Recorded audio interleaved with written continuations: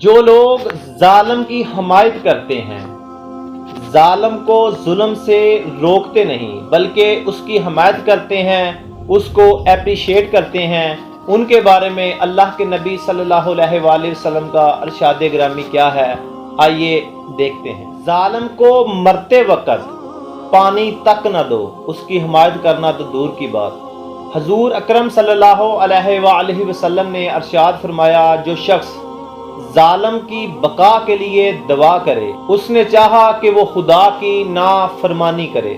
और सफियान सूरी से किसी ने पूछा, कोई जालिम जंगल में बहालते नज़ा पाया जाए तो उसे पानी दिया जाए या ना? तो फरमाया नहीं। तो लोगों ने कहा वो मर जाएगा, तो फरमाया उसे मरने दो।